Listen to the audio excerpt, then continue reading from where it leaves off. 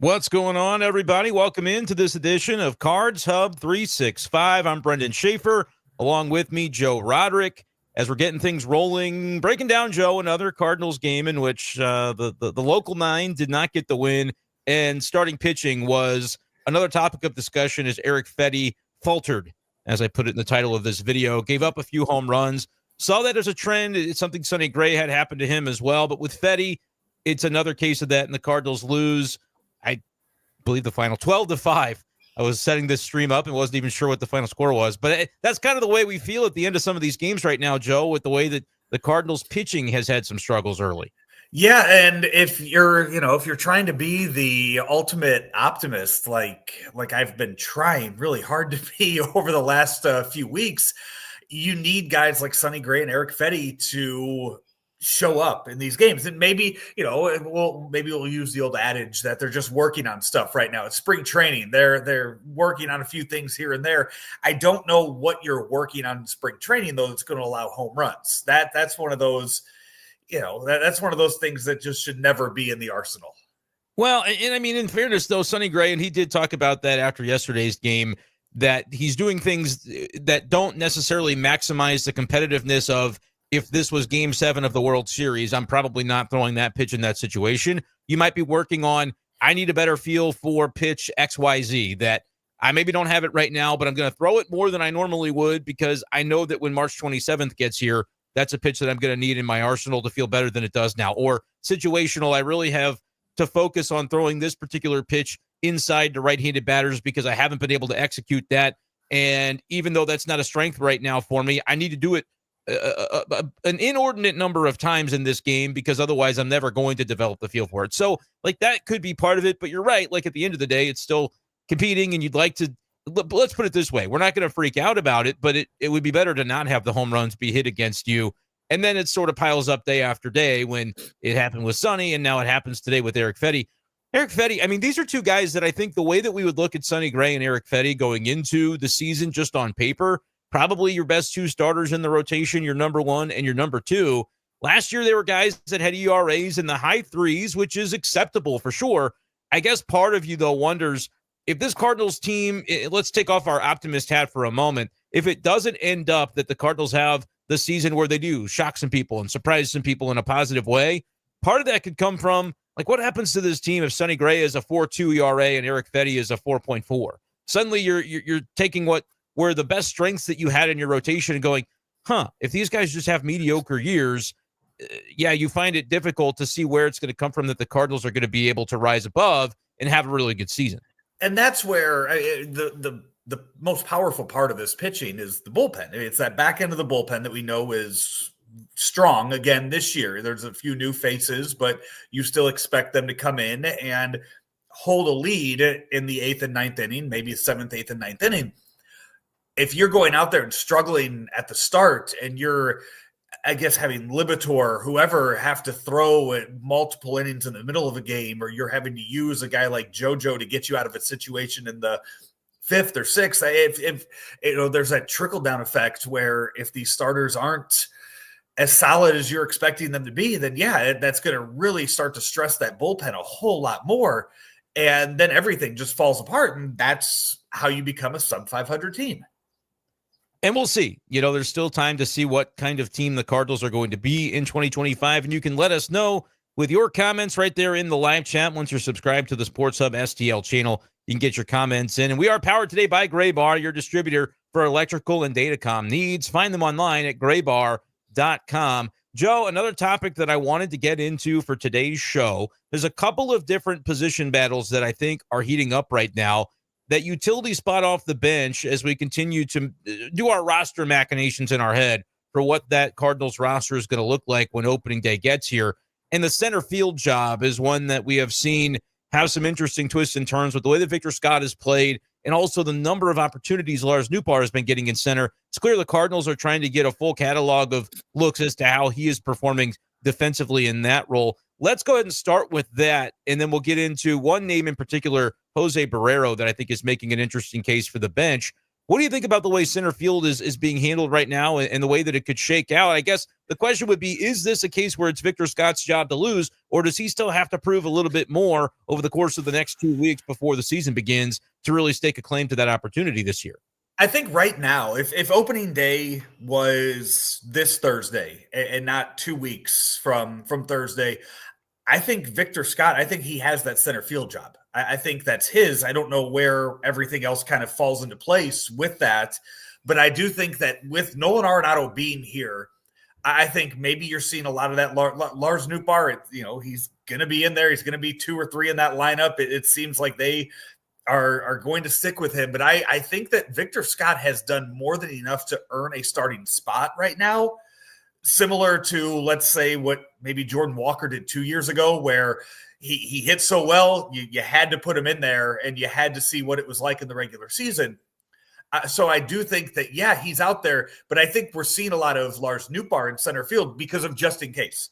If Victor Scott comes up and ends up going 1 for whatever, like he did last year at the start of the season, okay, then, hey, it didn't work. He goes back down to AAA. Lars is your center fielder. So you do have to keep going back and forth at them. But it's telling, though. I mean, you didn't mention Michael Siani's name. It sure seems like he has fallen way off as far as the way the Cardinals might view him right now going into this season. I actually wonder how differently the Cardinals view him relative to whatever they thought coming into spring training. Because Siani, we've known, is the guy that's glove first, and there has been this notion that there's more in the tank offensively. He started to show it at times last year, but the final numbers were the final numbers, and he was still definitely a defense-first type of center fielder, which is maybe not the worst thing in the world to be, but when you're a Cardinals team that was 22nd in runs scored in MLB last year, that's an emphasis for the team, and you're trying to find as many different ways to fit bats into the lineup that you can. So when Michael Siani, as of this moment, is sitting 1 for 22 on the spring, hitting 0.46, yeah, that definitely isn't the look that you want. It's not like he's striking out half the time, though. Siani's a guy that just needs to put the ball in play, and there could be some variance at times to whether or not his batting average reflects exactly the types of at-bats he's having. Only 6 strikeouts and 25 plate appearances, 3 walks as well. I'm not necessarily defending the output as, this would be fine to have a 206 OPS during the season. But I also don't know, just based on the box scores, if that is indicative of what the Cardinals think of Siani's spring so far. Like, as far as we know, and we have to sort of begin to read the tea leaves on how this is discussed when folks like Oliver Marmol, John Mozeliak discuss it. As far as we know, the Cardinals could still be in the same spot they've been with Siani, maybe not overly frustrated with him offensively, because we're still in that part of spring where, okay, you can get away with, guys have been working on things. I do wonder, though, the next 2 weeks, if it doesn't pick up for Siani, are we not only in a conversation about, him ceding the starting job to Victor Scott II, or if they think he's not ready, the Cardinals going all in, pushing the chips in offensively, and having it be a case where Lars Nootbaar does play center field and Donovan does move to the outfield so you can fit Burleson in the lineup at DH, and all those things could take place.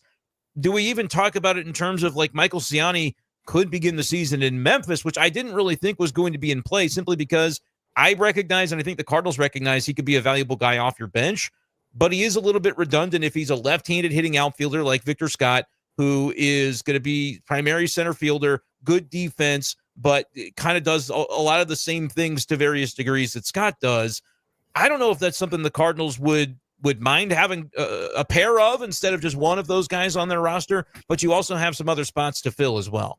So much of this, though, is due to Nolan Arenado still being here, because if he's gone, then you could just easily justify Siani and Victor Scott both being on the roster, both being similar players and being on the roster.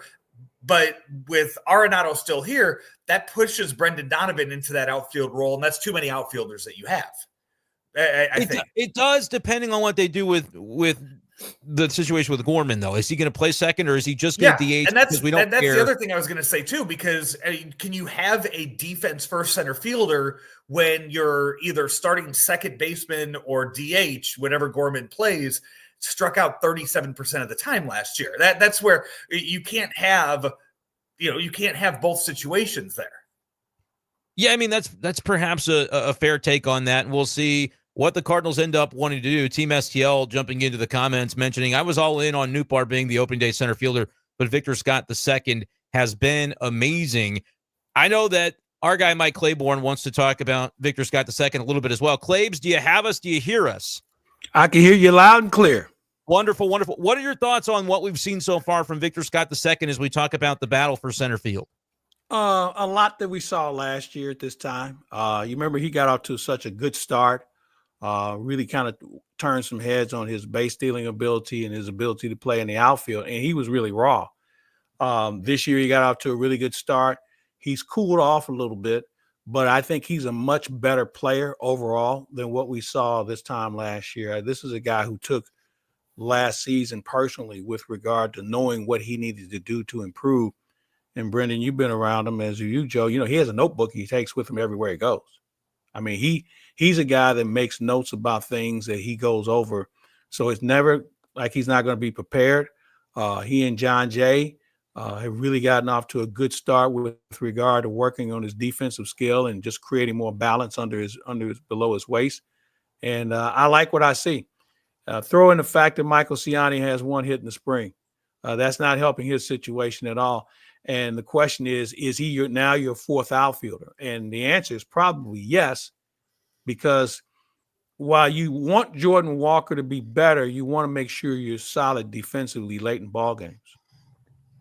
Yeah, having that weapon off the bench, isn't that a way to maybe make up for the fact that Victor and Siani, somewhat redundant players as left-handed hitting outfielders who are defense-first guys, but there's a benefit to that because you're able to maneuver in the late innings, as you mentioned, if you have both of those guys on the team.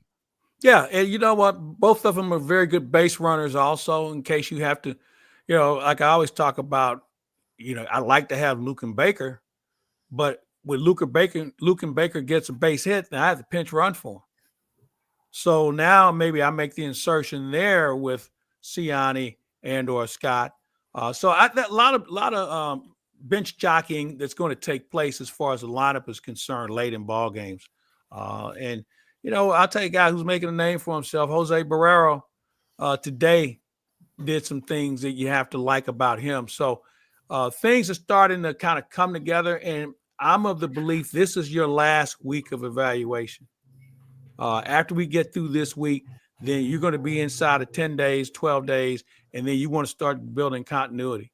And you're going to make sure the guys play longer. You're going to make sure you can put guys in situations where either they're a defensive substitution or they may pinch hit compared to some guy who's going to probably start the season in Memphis or Springfield or somewhere else. Is there a guy, you mentioned Siani might be playing his way out of the opening day roster. Is there anyone else, maybe a pitcher that you're seeing also in that same category that just has not done what the Cardinals expect him to do so far? No, it's a good question. And you would think somebody in the bullpen would be in that position. But I was writing down my bullpen today, and I think we have, you know, one spot for three people. And I really think it depends on what you look like that first month of the season as far as making sure you have guys to get enough innings. And I know McGreevy is a guy that everyone talks about being part of this rotation. I'm thinking if it's me, and Ali hasn't asked me, I probably have a start where I have a piggyback game, where I say to McGreevy and whomever you want to use, Michaelis, whoever, Matts, you guys are going to pitch. You guys are the only two guys are going to pitch today. My bullpen's not coming in to save you. My closer is going to have the day off. You guys figure out how you split up 9 innings between the two of you. You take 5, you take 4, whatever it is. And that way they can still remain built up, and it doesn't really disrupt the rotation with regard to days off and you know, missing opportunities. Maybe a modified version then, not quite a 6-man rotation, but take that one day of the week where you say, hey, we're going to have to save the bullpen here, which can obviously be a little bit of a risky idea, but I kind of like it, Claves. It's a little bit outside the box thinking. We'll see if it's something the Cardinals would consider. Something else I want to know if they'll consider. I want to ask you about a guy you mentioned, Claves. You talked about Jose Barrero a little bit. What does a guy like him have to do to overcome the fact that he's not on the 40-man roster right now? How much better does he have to be than the other guys for that bench spot, whether it's Fermin or whether it's Michael Hellman? What's your take on that and the way that we have seen him perform so far this spring? Well, you know what? I think if I'm the 40th guy on this roster as we speak, so who's the last guy they added? Hellman? I guess Hellman would have been the most recent. And that's probably the casualty. And I'm not saying that Hellman has been bad. He just hasn't done a lot. And I know he's a legitimate shortstop, but Barrero is a far superior guy with an arm. And the fact that he can play multiple positions and he has a little pop in his bat, which leads me to this question. Well, where has this been considering he was in the Cincinnati Reds organization as their minor league player of the year, a young man from Cuba? Is he all pulling it together at age 26 compared to maybe being rushed to the show in another organization? You know, some guys takes a little longer to bloom, but I would think if you look at the roster, the 40th guy is probably somebody who's going to have to think about either getting hurt or something. I mean, and again, the roster jockeying is going to start here fairly soon with a tweak here or an ouchie there or a strain, whatever, maybe to buy yourself some time and figure out what you're going to look like, because you look differently in April as you will in September. I mean, we won't even be having this discussion once we get under the season. There'll be some guys that open up the season with us that won't be here in September. You mentioned about where he's been all these years. And for that, I mean, how many times have the Cardinals in recent years been bit by a similar situation? You look at Adolis Garcia down in Texas. Went down to Texas, got released by them, and then brought back after every other team had an option. And then now he's, hitting home runs and leading them to the World Series. And, so many people want to look at Mo and say, why didn't you see that when he was here? But he went off to another organization and found it. Is that something that you see happening here? Could be. It just depends. And I'm going to disagree on this front. Adolis Garcia was brought in to play. But Barrero is a guy that is filling out a roster spot. I mean, I don't see a runway where he's going to end up taking somebody's job as a regular. If somebody goes down, that's a different situation. But I just think if he can handle not playing every day and finding a way to stay sharp, that gives you a little bit more flexibility, especially for a team that could use a little bit more from the right side. I think that's huge. I mean, you have Arenado that you think is going to turn it around. You have Contreras, who you know is going to be able to swing the bat, and you have Herrera, who continues to find a way to make himself relevant. Other than that, everybody else is left-handed, and with the exception of Luke and Baker. So if you can have this element, in fact, he can run. He's a big guy. He's like 6'4". He's not Jose Fermin, who I love, and maybe there's a spot for him too. I would not be surprised to see somebody get tweaked or, whatever, because you don't want to lose guys like that. I think those guys are valuable in one shape or another. The challenge for them is, how do they stay sharp? How do you find a way to get a quality at bat when you haven't played in a week or 7 days and you've only had, one at bat? Those are the things that you have to figure out how to do. And because of your youth, you've never done it before. Remember, these guys are all good players everywhere they were at. They didn't have to learn how to be pinch hitters or bench guys. They were good players. Now you're asked to do that in order to remain relevant. It's going to be really interesting to see, because Jose Barrero, as you mentioned, a guy with former prospect pedigree, now trying to find his way onto the team. And there are always those sort of 40-man moves that can be made toward the end. Something we haven't really seen yet that the Cardinals have had to really grapple with, and it's something that we've talked about, Claves. Every year they lose a starter in spring training to an injury. That kind of solves the rotation questions that a team might have. That hasn't happened yet, but we've also seen some guys like Fedde, and it's still, you still have more than 2 weeks before the season. So I'm still knocking on that wood. I'm not counting my chickens, but it does make for some interesting conversation. Fedde and Sonny Gray are two guys that are going to be in the rotation. Let's start with them, though. What do you make of the last couple of days, giving up homers, but it's still that part of spring where guys, as we say, could be working on things that could explain some of the struggles a little bit more than just the eye test. They've been victim of two things: keeping the ball up, and the wind has been like insane the last 4 or 5 days. I mean, gale force type wind. My concern is with Sonny. He was sitting on 91 last night. Okay. Now, as mechanical and as methodical as Sonny Gray is, 91 may not play here because we've seen guys who have now started to make the adjustment to the sweeper and some of the other pitches that Sonny throws. So you better have 90, 91 plus a little bit more movement, because if these guys start spitting on that fastball and sit on the other pitches, we're going to have a problem. And he got the ball up last night in the Port St. Lucie, and Fedde got it up today. I wasn't as concerned about Fedde because they hit 5 home runs, and I mean the wind was like just howling out of the ballpark today. So we'll see what that next start looks like for both of them. But one of the things we need to all take into account, whoa, somebody's going to be calling for those guys. Yeah, they might.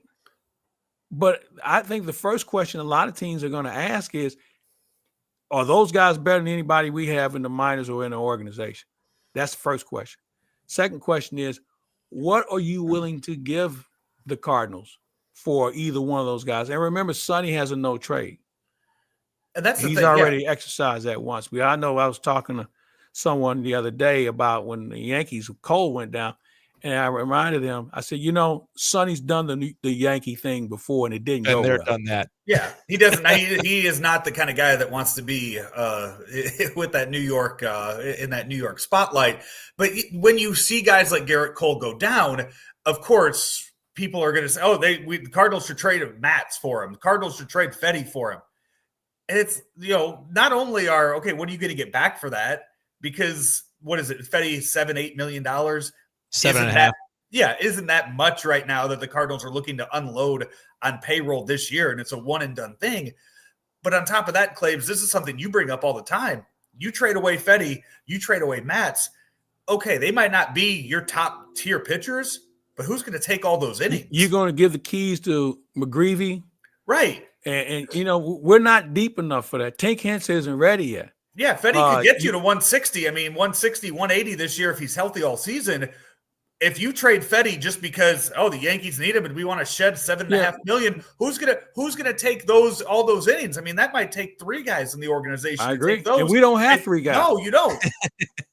Not yet, but they could. They could get to. That's the thing. Why later in the season that could be a conversation. As you look at Michaelis and Matz, how do those guys look the first couple months as those guys in AAA start to build up, and then maybe you see something and you say, okay, the threshold that we need to see from Matz and Michaelis is now a little bit higher than the 5 ERAs they've been giving us because they're in the final year of contracts as well. But I don't think mid-March is necessarily the time to, as they say, count your chickens on all that. I agree with you wholeheartedly. And I know this has been kind of a slow off season for fans. And, we've been used to talking about what the lineup looks like, and we brought this guy in, can't wait to see him. It's been slow, so we have more time to create, scenarios that when you peel off the first page of that, you say, well, no, this probably really isn't a good idea. And I think we've arrived at that point now where we're just throwing stuff on the wall because we can, but we're not understanding that it's going to slide right off the wall because it doesn't fit. And as I said to you guys at the beginning, what are you looking for? What are you looking for a return? Why is a team going to give you a top prospect for guys on expiring contracts that are, that one can't stay healthy, the other one is expiring, he's already got a low contract. So I just don't see you getting that haul of players that you expect. We used to call it the old KMOX trade, where you package up 2 minor leaguers, a bag of balls, and you want to get a front end rotation guy. It doesn't work that way. Who says no? I mean, trust me. 6 minor leaguers for Mike Trout. Who says no? Yeah, right? I mean, and they'll give you all the reasons. Well, he hasn't played a lot lately. They'll give you all these backroom reasons on why it should be a good idea. And let's face it, there are people in this business may make stupid moves from time to time, but they're not stupid.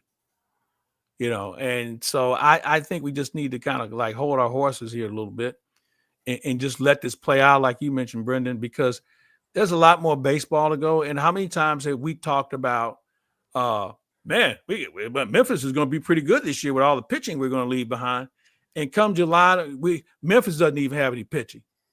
This was last year. I mean, there were times where I would go, surely they've got a better option than this, whoever they were running out to kind of fill in. And then I would look and I would say, oh, wait a minute. The whole Memphis rotation is actually on the injured list. So that's something, something to keep in mind. One other pitcher I want to ask you about, and it kind of ties into Sonny Gray's situation. Andre Palante, we kind of thought he'd be locked into one of these 5 spots. However, he's also dealing with a little bit of the decline on the velocity for the fastball in his last few starts. Is that something that you think the Cardinals could become concerned with and maybe wonder what the cause of that might be?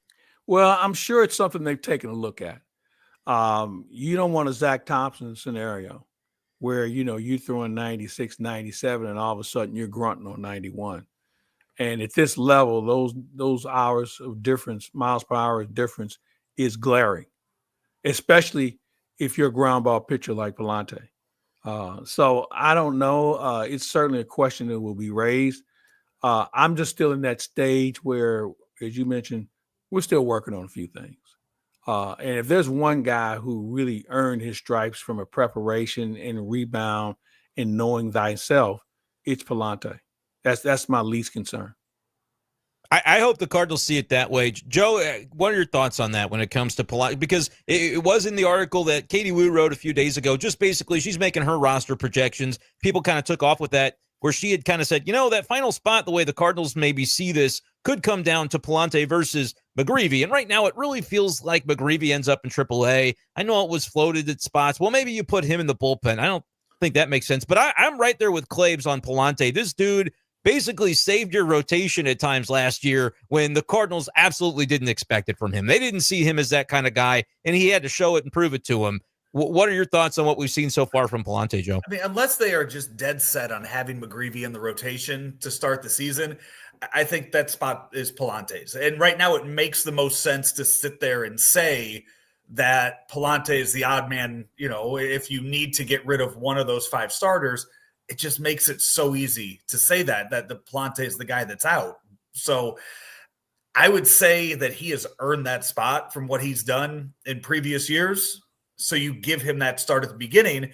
And if there's a situation where, you need that 6-man, or you think that you can double up on some situations like what Clave suggested earlier, you do that with a guy like McGreevy. And you also have a guy like Libator who can do that same thing and be that piggyback too. Great so call, you have Joe. 2 of those. You have 2 of those guys there, to where if you want to go with those guys in your bullpen, if that's how your pitching rotation wants to be made up of, and you're thinking, hey, Matz might struggle here, Michaelis might struggle here. Okay, McGreevy's going to be behind one, Libator's going to be behind the other, and that's going to be those would be your 9 innings. Hopefully, those 9 innings for that day. I think Libator is the wild card here. Like every pitcher, he wants to start. My concern is, what do you have after the second round of at bats? One of the mistakes I see so many pitchers make today, they show you everything in that first round and maybe the second round, because the mindset now is, well, these guys are going to hit, higher than average or OPS the third time around. Yeah, that's because you planted it in their head that you throw as hard as you can with as many pitches as you have, as long as you can. And we've got to get out of that mindset of saying, let's show it all early, because now there's just too much information for hitters to sit on, and knowing that, okay, we know what this guy has after 2 rounds, and we don't think they're going to run him out there for the 3rd round. And if they do, then you say, all right, now we know we got him. And, they don't want the lefty-righty matchup and things of that nature. But the smart pitchers may show something early and may put it in their back pocket for that 3rd time around. I don't know how smart some of these guys are, but the ones who do that, I just think have so much more value, not only to themselves, but to their team, and certainly to their bullpen. Man, you don't have any idea what happens if you can get through the order 3 times, what that means for your bullpen. That's saving some bullets that you're going to need somewhere else. That's going to make sure a guy has more than 2 days off in some cases. That's going to make sure that you don't have to keep going on the Memphis shuttle or any other shuttle with pitchers who aren't ready. And let's be clear on this too. And I'm sure somebody's going to say, well, what about Quinn Matthews? What about him? He's not there yet. Now, I know he's got more experience on the college level and all of that, but I need to see Quinn Matthews hit the wall and figure out how does he know how to get out of trouble. I want to see Quinn Matthews show up the ballpark and, God forbid, not with his good stuff, How do you figure that day out? And those are things he's going to have to learn in the minors, because if he learns it up here, we could have a real disaster on our hands about the Cardinals being accused of blowing a guy's career. Yeah, and I think with Quinn, they're definitely taking their time. They saw him a little bit in camp. Ollie Marmol said, we heard everything we wanted to hear from him about what he learned about that experience, about seeing a guy like Sonny Gray go through his day-to-day, and the difference in prep that you notice at the big league level, and how guys who have been around the block a long time at that level prepare for the in-between days, not just the day they pitch, but everything that goes into that is something that Quinn Matthews, I think, is still on the path of learning. I expect, Claibs, that he's going to learn it, but it's okay that he's not on the opening day roster. It's okay that J.J. Weatherholt's not going to be on the opening day roster. I could care less about opening day. Well, I'm not jumping out of a truck, and neither of them, and that's fine for both of them. Okay? Exactly right. They'll have their time. Yeah, exactly. I mean, this is a long season. The key for the Cardinals, like any team, is getting off on the right foot. And I would look at the offense being more of a eyebrow raise than my pitching right now. And because we got to hit, we're on our third batting coach. Okay. I mean, you had Jeff Albert, you had Turner Ward, you now have Brant Brown, and there's probably a couple of other guys I'm forgetting about in that mix. So this has got to turn around. And I don't know what else you do. The only thing you haven't changed is the players. And we haven't changed the players. Yeah. And you also haven't changed and I know that this is maybe not as applicable in spring anymore, but playing half your games at Busch Stadium, we get that that's a pitcher's park, Claibs, but the other team comes in and has to hit with those. They don't have a problem with it. Yeah. They don't have a problem with it. I can tell you this. Part doesn't fly. Marlins didn't have a problem hitting 5 home runs today. The Mets didn't have a problem last night. I mean, so this is a systemic issue that, while you don't want to overdo it, you have to recognize it. What changes, and I really feel like in a lot of cases, everybody has their own personal hitting guru. Everybody has the drive liner. They go to Cressy and they do all the other things that makes them feel mentally better. But the results aren't there. They're not there yet. And it's a long season. Guys have their highs and lows. You know me, I'm a Flag Day guy. But I will run this by you. What happens if you get to Flag Day and Nolan Gorman's on a course to break the record for strikeouts in a season? What happens if Arenado doesn't find the mojo that we think he still has? There's a lot of question marks. And the one thing I'm not going to worry about is Mason Wynn, because they're going to say, well, he's going through the sophomore slump. Yeah, he probably will. He'll probably get off to that kind of start, but we know Mason Wynn is a capable player. What happens? What's Lars Nootbaar look like with 140 games? Yeah. So there's so many things that are in the air. And while as much as we talk about pitching, and because we don't have that top shelf ace guy in our rotation, man, we had to have that conversation about what this offense is going to look like. And I think it's a sink or swim season probably for a lot of these guys, Claibs. Like, they're not signing early extensions the way they used to. It's no, not at all. They're going to find out about these guys this year. We're not buying out anybody else's free agency arbitration years. Not at this point. Ray, we'll get out of here on this question. Ray wants to know about Cardinals hitters that are there ones that are good at hitting those pitches that aren't just the mistake pitches? Because we know that guys like, I always think of Paul DeYoung, is so good at, he'll punish you if you put it on the middle of the plate. But if guy doesn't make a mistake at you, he pitches you tough, you don't see as much success. What do you think of that comment in general, Claibs? It's an interesting statement because it's kind of sums up who Alec Burleson is. And they're trying to get him to be more focused on hitting legitimate strikes compared to just putting bat on ball, doing damage. The same thing with Arenado, who rarely admit I couldn't catch up to the fastball last year, so I had to do some things differently. It's a case by case approach. There used to be a time when we all had like the lumber company in Pittsburgh, well before you guys were born. Man, these guys showed up and just mashed, okay? And they kept it simple. They just looked for strikes and mashed. Now it's different because, you have individuals who have a certain swing plane. They do this, they do, and it's become so complicated instead of just keeping it simple. And I always ask hitters, what's your mindset from the on deck circle to the batter's box? What are you thinking? And, you hear all kind of answers. And I'm saying to myself, shouldn't you be trying to simplify this? Because we're about to do some real nut cutting here. And we're about to really get into this. And you have the snap of a finger to make a decision. How can you compartmentalize all those other things and then still be able to see it coming out of a guy's hand, seeing him be able to do something you hadn't seen before? And oh, by the way, all the video you saw his last outing, what if he showed up with a sore arm and he's going to have to try and figure out how to pitch out of trouble today? So there's a lot of things that go into it. No doubt about that. Joe, any parting thoughts before we get out of here? I don't want to leave you in the lurch like this. No, I got nothing today. It's still spring training. It's still spring training.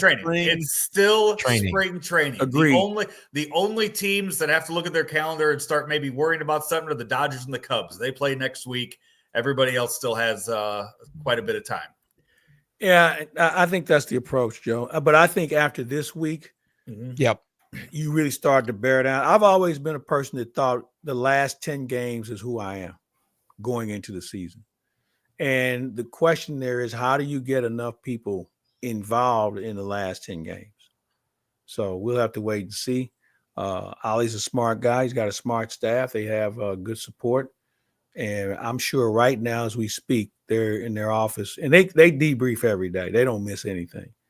That's the one thing that I wish fans were more in tune with. This is a team that doesn't miss anything as far as scenarios. And they have the right people. Pop Warner's seen a lot. Daniel Scalzo and John Jay have seen it from a different angle. Stubby Clapp was a winning manager in the minors and has been there and done that.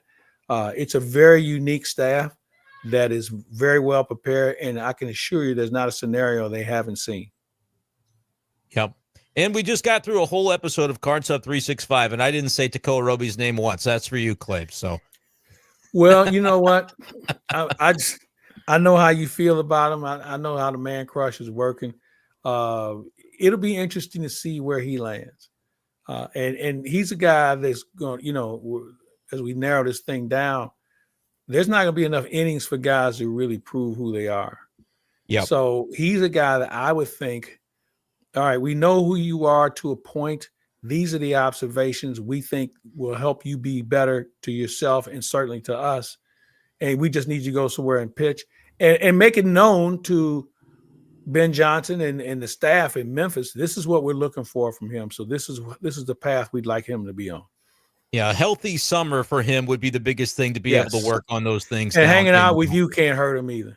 Well, you just never know. Maybe he'll grow a George Custer stash like I don't think. Have you met him yet, Brendan? Are you guys? I mean, no, I follow each other on Twitter. No. Honestly, it just started from the first day we did the show when I mentioned him and Claves. Claves kind of did one of those. Oh, here we go again talking about these prospects. If you need, Claves can introduce. Let me show you how that looks, Brendan. Hey, Brendan, let me show you how that looks. Yep, that's the look. Here we go. That's the look. But you know what? Plenty more prospect talk and players that are going to be on the roster. We'll talk about those guys too all summer long on Cards Hub 365, powered by Gray Bar, your distributor for electrical and datacom needs. Find them online at graybar.com. For Claves, for Joe, I'm Brendan, and we'll talk to you all tomorrow.